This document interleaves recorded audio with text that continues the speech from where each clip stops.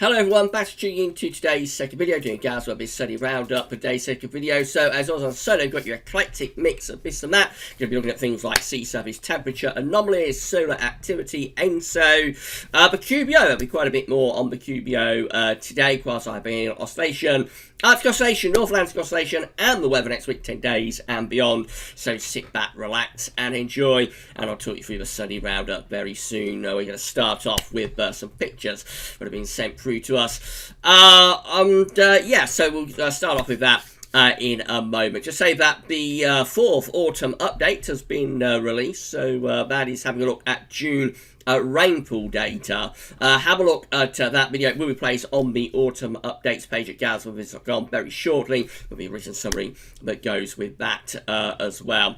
We're going to be live streaming from 6 o'clock. So at 6 we're going to have a live stream. We're going to look at Patal-Peng's analogues for the winter of 2021. So I think that's going to be quite an interesting watch, and that live stream will be with you from 6 o'clock this evening. And then that's it. I'm going to be done then for a few days, so I should be taking a rest. I won't be recording any more videos. However, there will be a historic video posted tomorrow. We're going to be looking at 1944, 1945. I've already recorded it. It's a 1 hour epic, bringing to an end the Frozen 40s series, and I think you're all going to enjoy it, hopefully. So that will be uploaded. That's going to be uploaded sort of 10 a.m. so, or be released anyway, 10 a.m. Tomorrow. Right then, so let's get on with it. We're going to start off by having a look at some of your pictures. So this one was sent to us by Mark Kanish. This one's sent through by Mark Kanish, showing a lovely rainbow capture up in the Wirral earlier on in the week. So, of course, there was some big showers around earlier on in the week. It's mainly settled now, but earlier on in the week there was some heavy rain, big showers around, and Mark managed to get this super rainbow capture. Thank you to Mark for sending that through. This one's sent through by Analogs Guru James Acril. This is showing noctilucent clouds over his farm in Lincolnshire. So, yeah, some very bold and very vibrant looking sky there with a great capture of some noctilucent clouds. James also managed to capture the comet Neowise. So yes, there we have the comet Neowise a couple of nights ago, and a nice close-up view of Neowise as well. So thank you to James for capturing those noctilucent clouds and also comet Neowise. Our good friend Richard Trott captured this one. So, seagull with its eyes on something. Mr. Gull got his eyes on something there, maybe looking out to sea up in Redcar. Perhaps looking at that very dark and threatening and menacing looking sky over there across the North Sea. Big shower rolling in to Redcar off the North Sea. I think that looks a much clearer sky. Nice sunset capture from Richard up in Redcar. Savvy saw the sun for the first time in a couple of weeks, I think, a couple of days ago. So, yes, or yesterday I think this was sent through. So yes, thank you to Savvy for capturing the sun and proving that the sun did come out in North Wales yesterday. And this one posted to the comment box at GavsWeatherVids this morning by our good friend Neil Cutler. Lovely view from Neil's garden, as always, at a clear blue sky. I think it's going to be a very, very nice day where Neil is, and it's going to be a very nice day today where most of us are, with plenty of sunshine and lots of clear blue skies. Just a couple to show you from our Discord. So we do have a Discord server for GavsWeatherVids, so you can post your pictures there as well. This one posted a couple of days ago by Jeffers Craft Gaming from California, showing again clear blue skies and baking hot weather. I think it's going to be, Jeffers tells me it's going to be around October before he has any rain really, or probably. So it's going to be day after day after day of baking hot sunshine and dry weather over there in California. So that's a nice close-up view of the scene in California a couple of days ago. Right, who else do we have? So we also have showing thunderstorms again here near the Baltic Sea. So let's have a quick zoom in on that one, shall we? So, well, that's a very, very ominous looking sky over there in the Baltic. I think R is in Lithuania, perhaps. So, so very, very, very menacing, thundery looking sky over in Lithuania. Our good friend Siren from Dublin also noticed some noctilucent clouds. Let's zoom in on those, shall we? So yeah, fantastic capture there from noctilucent clouds over Dublin from Siren. And then let's just see if we can find one or two more. I think that's pretty much it. Siren also posted this. Was treated to a picturesque sky too. Looking very nice over in Dublin. That was posted from Siren yesterday, I think. A big thank you to everybody for sending us their pictures. Remember, you can email them to us at GavsWeatherVids@gmail.com. You can share them with us in our Discord server or on the comment box at GavsWeatherVids or on social media, our Facebook and Twitter accounts. And we are setting aside the first 5 minutes or so of the Sunday Roundup to feature some of your pictures. Obviously, we can't show every single picture that is sent through to us, but we try to show as many as we can. So, so yeah, a big thank you to all of you for getting involved and sharing your pictures with us. Right, I've got to try and find the first tab now. Here we go. So, moving on with the Sunday Roundup. This is how the solar activity is looking. So, this is the solar disk on our side of the disk today. From solarham.net, we have a spotless solar disk. There are no visible solar disks on the solar disk on our side of the disk today, and we confirmed that via Solarham. Now, there was a little bit of an error in last week's Sunday Roundup. So you remember last week we did have an equatorial sunspot that appeared, but just a tiny little sunspot through the middle of the sun, kind of like on the sun's equator, and I erroneously attributed that as a solar cycle 25 sunspot. In fact, it was a solar cycle 24 sunspot from the old solar cycle. When we get spots occurring in the middle of, like in the equatorial part of the sun, if you see what I mean, kind of like in the centre, they will be like from the old solar cycle. So the new sunspots from like solar cycle 25 will be lower down, but in the middle part of the sun, when we get sunspots there, they're going to be from the old solar cycle. So I said it was from solar cycle 25. Actually, the sunspot last week was from solar cycle 24. There's always this overlap between the two solar cycles, which makes it very difficult to actually ascertain and pin down when you officially end one solar cycle and begin the new solar cycles. We always get this overlap period. We are getting more sunspots from solar cycle 25 than solar cycle 24 now, so I think we probably started solar cycle 25. I think probably have entered it now. There has been no formal announcement from NASA. We will get one before too much longer, I think. At the moment, we are still officially in solar cycle 24, but I think we'll probably hear something from NASA to tell us that we are now in solar cycle 25, maybe have been for a month or two before too much longer. But anyway, there was that mistake, so that's corrected that. Big thank you to Richard for telling me, of course, that was from solar cycle 24 rather than solar cycle 25. Right, let's move on with the GavsWeatherVids Solar Activity Tracker. This one's sent through by our good friend James Atquill, of course. So, yes, for solar activity, for each individual day's worth of solar activity, this is updated to the 12th yesterday, by way to update it today. So, for each individual day's worth of solar activity, we have the orange line just here. So, when the orange line is lifting up, that's telling us that on these days, we have at least one, if not more, sunspots. When the orange line is flatlining away on the floor of the chart, that tells us that we have no sunspots on those days. And of course, we are in solar minimum, even if we have gone into the beginning of solar cycle 25, we are still at solar minimum. And so most days at the moment without sunspots are still outnumbering the days that have sunspots.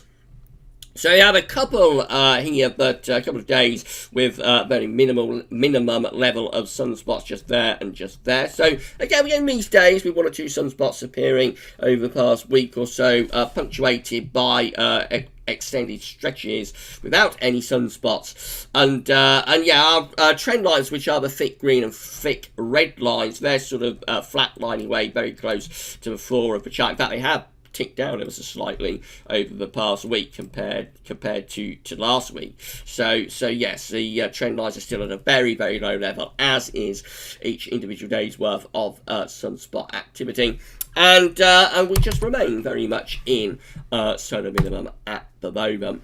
This one's sent through by Richard, so this is showing the spotless days by year and the current spotless stretch. So for 2020 so far, we've had 144 days without any sunspot activity. That is 74% of the year.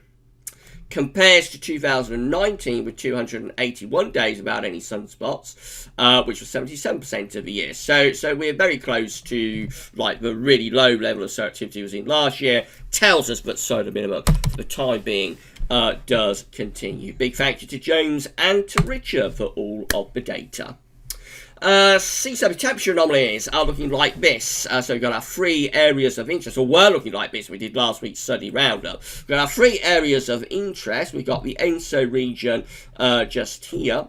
We've got the Northern Pacific over there. And we've got the North Atlantic over here. We have also got the Indian Ocean just there.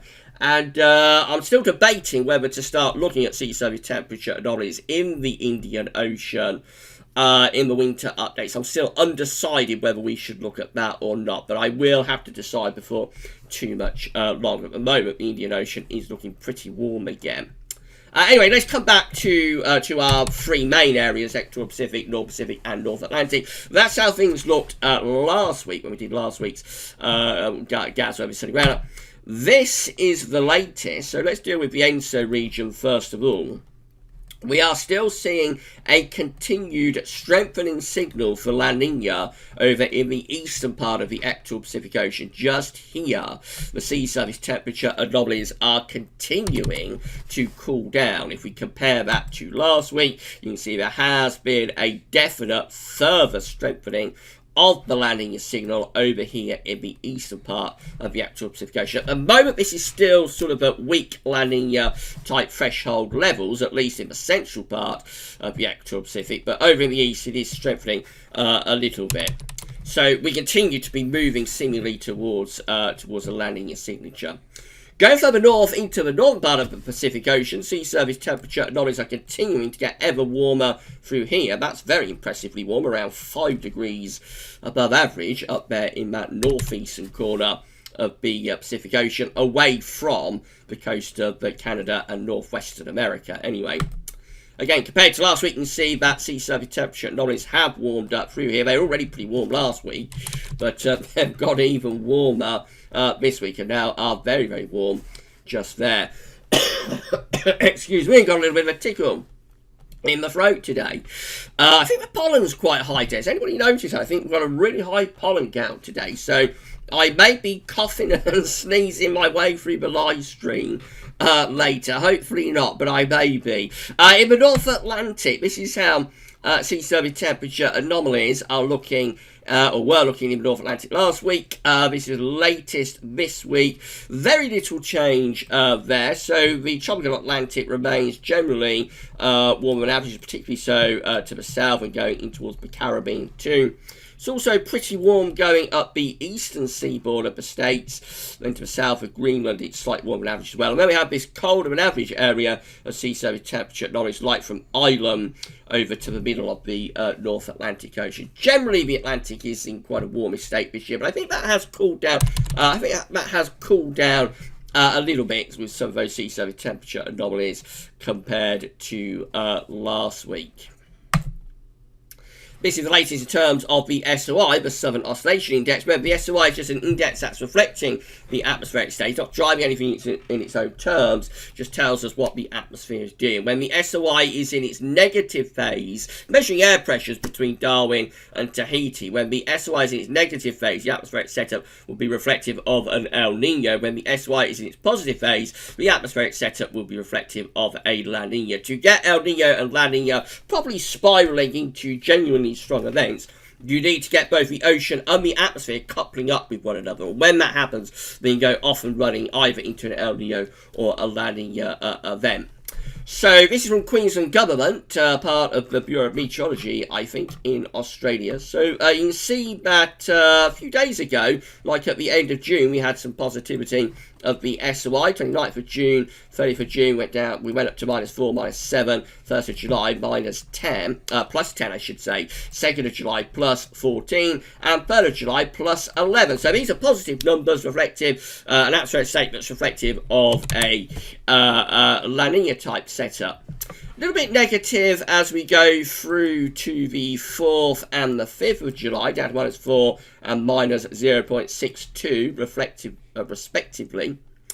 But more recent days have gone positive again. So the 8th of July goes up to +1, the 9th of July goes up to +12, 10th of July goes very positive at +21.85, 11th of July goes up to +13.11, and 12th of July goes up to +16.74. These are strongly positive numbers, and that tells us that the atmosphere has increasingly, over the past couple of weeks, since we've gone into July, the atmosphere has increasingly moved into a La Nina type setup. So that is probably why we are seeing a strengthening of those colder than average sea surface temperature anomalies in the eastern part of the equatorial Pacific Ocean at the moment, because the atmosphere is beginning to move in towards a La Nina type setup.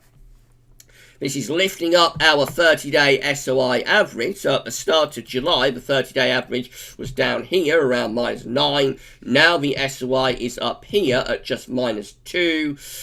It will probably, if these positive numbers continue, it will probably continue to lift up into further positive territory over the coming week or so. CFSV2 is still forecasting, it has been doing since January, been a very, very consistent forecast from the CFSV2, still forecasting a weak La Nina. So, yes, we've got the temperature anomalies on the side, dates are on the bottom, the current position is just here, so we're now slightly, or we're just sort of here to there, we're slightly under the all-important half a degree below average threshold, which we need to get to be able to say we are at the minimum level of a La Nina. Remember, these events have to go either half a degree below average for La Nina, half a degree above average for El Nino.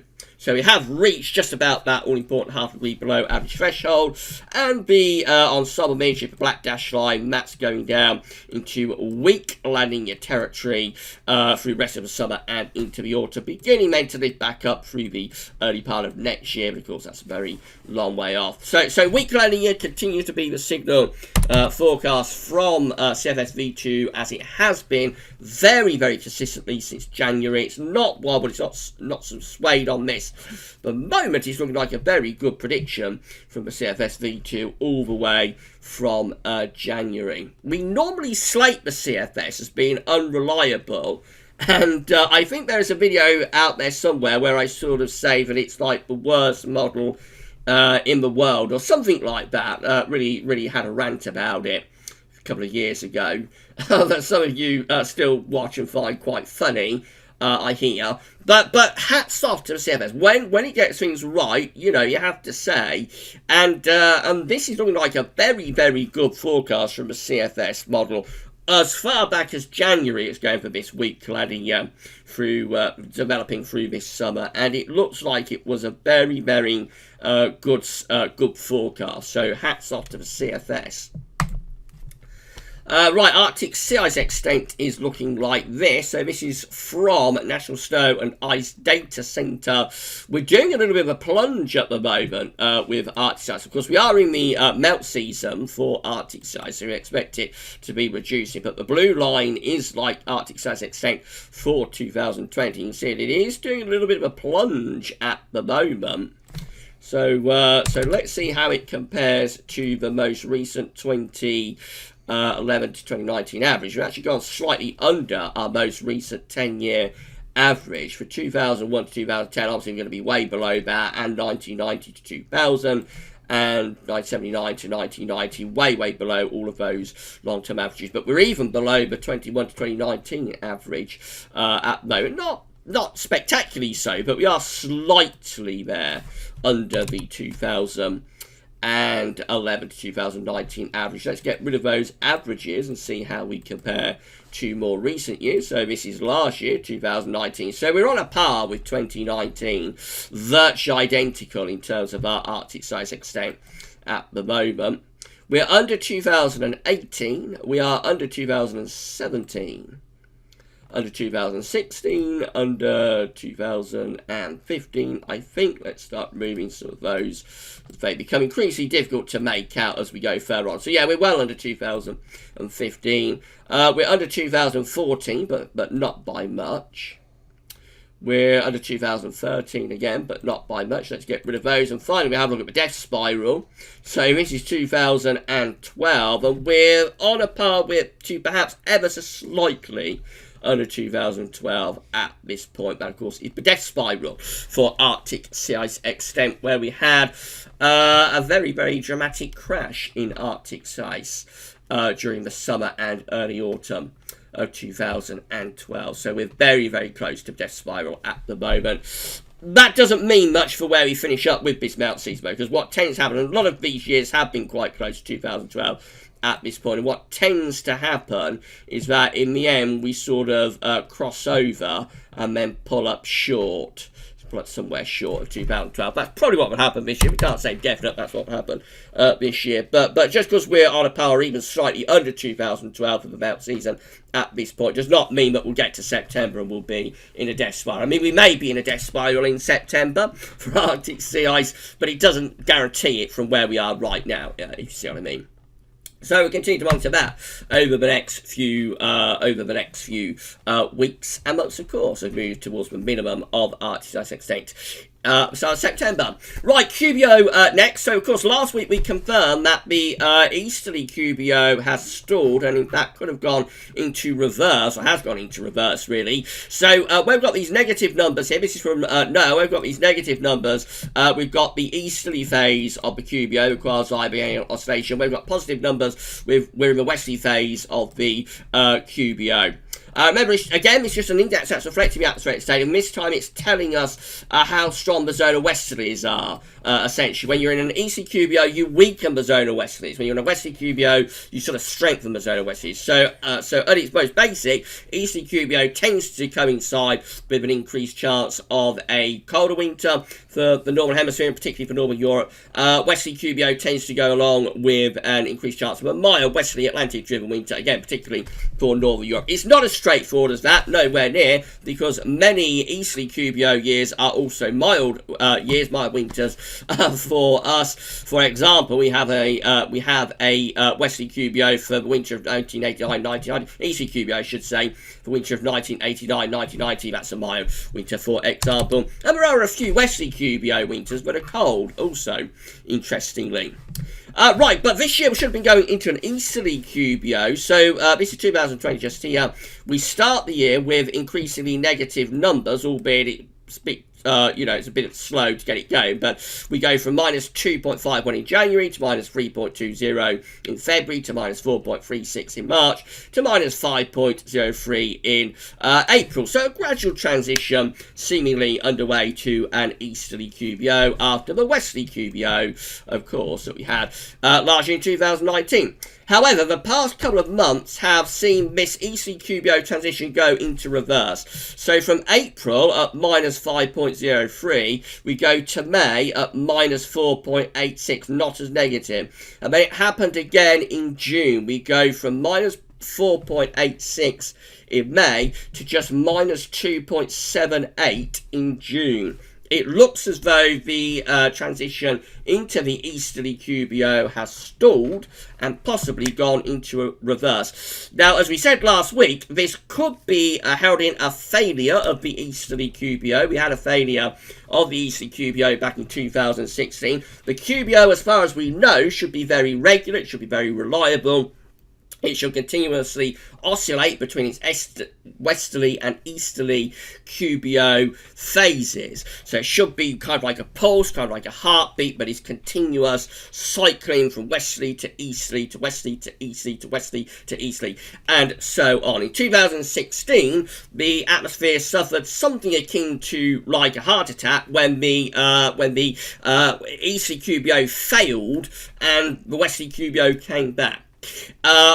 We could be seeing another failure of the easterly QBO right now, but it's still just a little bit too early to confirm that one way or another, because we did have a situation. We've only been looking at the QBO since the 1950s, but remember, so we think it's reliable, we think it continuously oscillates and shouldn't go awry, but of course we haven't been looking at it that long. We've only been looking at it since the 1950s, so to be able to confirm whether this is really abnormal or not, you would need like 200-300 years worth of data probably to confirm how unusual this is. But anyway, we did have a situation back in 1988 where there was a very, very long transition to an ECQBO. So you see here we begin 1988 in the westerly QBO. It reverses into the easterly QBO through the summer of 1988.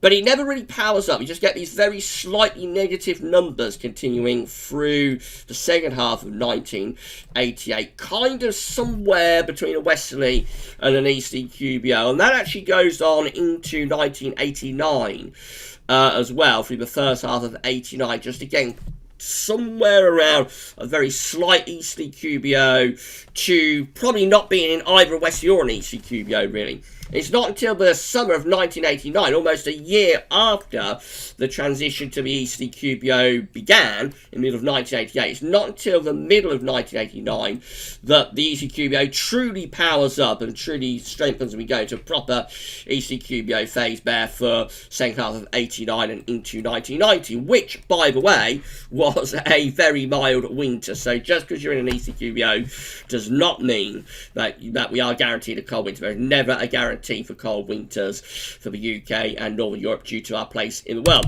Now, somebody asked me, last week we also looked at this from the University of Berlin. Somebody asked me how 1988-1989 QBO phase compares to what we're seeing at the moment. So let's come down to the current situation on this. So again, this is from the University of Berlin. This is showing like the levels of the atmosphere here. We've got 10 HPA up in stratosphere there, down to 100 HPA on the floor where we all are just here. But troposphere is kind of like 30 to 50 HPA. That's the level of the atmosphere where weather is taking place. And to be in either an easterly or a QBO, an easterly or westerly QBO, you have to have it in the troposphere. So at the moment, we're seeing signs of the westerly QBO appearing there at the very top of the stratosphere, but also here around the troposphere. What we should be seeing is like this from 2017-18, this white area just descending nice and smoothly through the atmosphere from the stratosphere to the troposphere to the floor. Just a nice descent into the ECQBO. This was where we had the failure of the westerly QBO, by the way, 2016. So we have the ECQBO down there, low in the atmosphere, but westerly QBO never goes from like the stratosphere or the troposphere. So at the moment, that's how it's looking on this chart. A little bit of a westerly QBO in the stratosphere and some signs of westerly QBO are re-emerging in the troposphere. Now, how does that compare to 88-89? We can show you that. So this is 1988 just here. We begin it with westerly QBO, of course, from 87 to 88. Then we have the easterly QBO descent, reaching almost, just about reaching 30 HPA, but then stopping there for a very long time. You see how, instead of descending down into the lower levels of the atmosphere, the easterly QBO just stops somewhere close to 30 HPA, and that goes on through the first half down here. This is 1989. That goes on through the first half of 1989 too, before it finally, the ECQBO finally descends properly in the second half of 1989. So the ECQBO sort of stalled somewhere at the very top of the troposphere in 88-89 for around a year before finally descending. That looks different to what's going on right now, though, because what's going on right now is kind of like a re-emergence, of the West ECQBO, which we did not have in 88-89. So what's happening now is a little bit different compared to 88-89, I think. Nevertheless, it's still too early to say that this is a 2016. It's still too early to say that the ECQBO is definitively gone and won't come back until the next time it cycles, which will probably be, if we go off into strengthening West ECQBO, then that will probably last for around a year. So it will probably be this time next year before we have another shot going into an ECQBO, if this is a failure. But it's too early to say at the moment that this is a failure of the Easterly QBO. Finally, for this section, this is how things are looking currently from NASA. So again, the blue areas are the ECQBO phases, the sandy coloured areas are West ECQBO phases. You can see over here that again, the West ECQBO has strengthened around the troposphere, around 30 HPA, and also up in the top of the atmosphere, in the stratosphere as well. At the moment, it does look as though the West ECQBO is sort of re-emerging, re-strengthening and powering up, I have to say. That's how it appears, if you see how sort of raggedy those West ECQBO faces are there, as the East ECQBO should have been descending like that. So very raggedy there back earlier on in the year, but now it looks like the West ECQBO is powering up and strengthening again. So that's how it looks at the moment. But again, we may see the ECQBO coming back in the next 2 or 3 months. We'll know, I think, where this is going by around September time. But at the moment, very difficult to say what is going to happen with BQBO, what's going on. But definitely on that, it looks like West ECQBO is powering up. Right, this is how the Arctic oscillation observed and forecast is looking. So remember, the AO is just an index that's reflecting the atmospheric state. It's not driving anything in its own terms. Just tells us what the atmosphere is doing. When the AO is negative, we've got high pressure blocking over the Arctic. When the AO is positive, we've got low pressure over the Arctic. At the moment, the Arctic oscillation is slightly negative. We've gone slightly negative, weakly negative with the AO. And the GFS ensembles are forecasting the AO to stay weakly negative through to the second half of July as well. So it does look as though we are into a negative phase of the Arctic oscillation at the moment, telling us that the blocking signal over the Arctic has increased. At the same time, the NAO has gone negative as well. So the NAO went negative back around the 3rd week of June. That's where we currently are with the NAO. Again, weekly negative. GFS ensembles are forecasting the NAO to stay weekly negative through the second half of July. So both the indexes are negative. And sometimes that can be quite a porous signal, although we did have the situation last summer where we had both the indexes in negative territory, and it coincided with some really hot weather. So you never know with the weather, but definitely got both of the indexes in negative territory at the moment.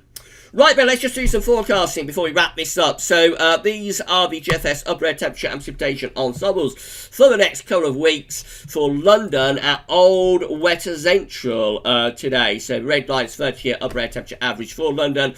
We're slightly below average at the moment with the upper air temperatures. They're going to struggle their way up close to average in the next few days. And then later on this week into next weekend, we see the upper air temperatures going above average, actually becoming quite warm for a time next weekend, before possibly beginning to fall back away as we go into the last week of July. Precipitation-wise, quite a lot of dry weather, lots of dry weather for the next couple of days, some rainfall around Tuesday, possibly to Wednesday, and then very dry again, really, as we go into the 3rd week of July, possibly late on, signs of a little bit of rainfall coming through there. But generally, that looks pretty dry, and temperatures will get increasingly warm, I think, as we move towards the weekend and the early part of the following week.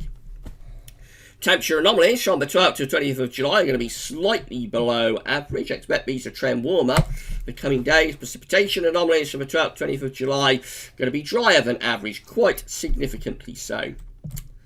This is how the GFS is looking for Wednesday. So on Wednesday, we're in this northwesterly across the country, bringing some showers to the north and to the east as well. We go through to Thursday and Friday. High pressure is strengthening close to the country, bringing plenty of dry, fine and warm weather with it.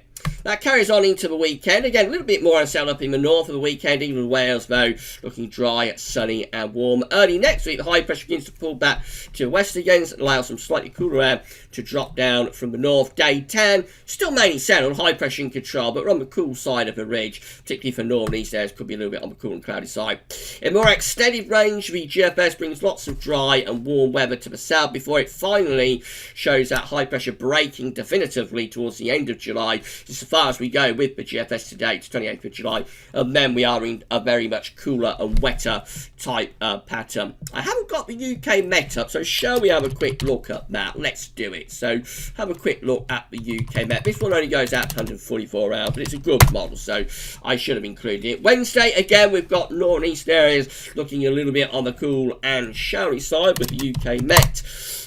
Thursday, the high pressure begins to extend in from the southwest, starting to bring drier and warmer weather back, particularly to southern western parts of the country. Thursday, nice extension from the Azores high. Friday, I should say, nice extension from the Azores high, mainly dry and quite warm. And as far as we go, it's Saturday. 144 hours, Saturday 18th of July, and a nice ridge across the country. That's dry and really warm, actually, particularly for England and Wales. Let's go on to the GM. So the GM looks like this. So Wednesday, a little bit cool and showery in the north and east of the country, drier in the west. Thursday to Friday, the ridge from the Azores high is strengthening across the country. That's bringing a return of summer, mainly dry, sunny and warm through most parts of the country to the end of the week. The high strengthens further over the coming weekend. This is Sunday the 19th, a week away. Large ridge through the country, potentially very warm. I dare I say it may be hot down in the south, and bags of sunshine and dry weather too. Moving up towards day 10, the GM maintains that high pressure really. So up to day 10, it's plain sailing, lots of dry, fine weather, possibly a thundery low beginning to threaten the south by day 10. But of course, that's a very, very long way off. Overall, the GM is set there up to day 10. And then the ECM looks like that. So a little bit on the showery and cooler side for Wednesday. But by Thursday to Friday, the ridge from the Azores is extending across the country, turning dry, fine and warm. These dry, fine, warm, maybe locally quite hot conditions continue into the weekend as well, especially so down in the south. Early into the following week, this Monday, 20th of July, the high just pulls out to our west a little bit, starts to allow some slightly cooler, more showery weather in from the north. Not for long though, the high pressure is back in business by day 10.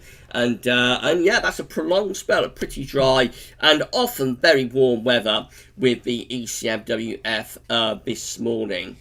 So other than the GFS, which is a little bit cooler and more unsettled perhaps, most of these models are signalling a big return of high pressure and much warmer and drier conditions through this middle part of July and going off into the second half of the month. This is the rainfall forecast based on that ECM run from Tibetcho.com. I don't think we'll see all that much going on with this. Showery rain to start off with across parts of the country. From around the middle of the week, though, the trend is towards drier weather. So yes, increasingly dry, away from the far north and northwest Scotland anyway. Increasingly dry as we run up towards day 10. And of course, very warm temperatures under that area of high pressure too. We can't show you how that ECM operational run goes along with the ECM ensembles at the moment, because they won't update from the Icelandic Met Office for a few more minutes after we have ended this video. So we will show you those options on the table within the ECM ensembles from the Icelandic Met Office in our live stream from 6 o'clock this afternoon. Finally, let's just have a look at CFS-V2 data. So these are 500 millibar heights broken down into weekly periods. The first week period will take us from the 12th to the 18th of July. The coming week sees high pressure, let's change colour, sees high pressure strengthening from the southwest. Low pressure is pushed further northwards. Jet stream is being pushed northwards as well. That's going into an increasingly high pressure dominated scenario. High pressure into week 2 as well. This is the 19th, 25th of July. A nice ridge extending through the country and going north too. A low in the Atlantic. Jet stream doing something like that. Should be a lot of dry and fine weather in with that week also. Bit of a change to week 3. This is from 26th of July to the 1st of August. The closing days of July going unsettled, with low pressure reappearing out to our west. Turn of westerlies, we're back into cooler and more unsettled conditions. Notice also northern blocking emerging towards Greenland. Got a very good signal. And then go through to week 4, which is going to be the 2nd to the 8th of August, with heights rising to our southwest. Low pressure is still to the north, but I think that could be transitioning back towards a more Azores high-dominated type weather pattern through the first week of August. So the first couple of weeks generally, weeks 1 and 2, generally settled, fine, dry, excuse me, again, fine, dry, quite warm, and then a little bit more unsettled for weeks 3 and 4 as we move from July into August. This is how August is looking overall in terms of CFSV 700 millibars.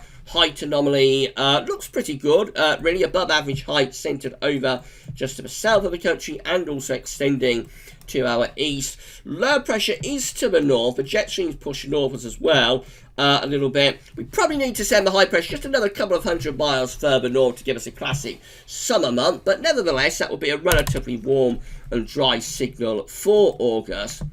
The temperature anomaly doesn't look particularly exciting. That's close to average, although just to our east it is warmer than average there.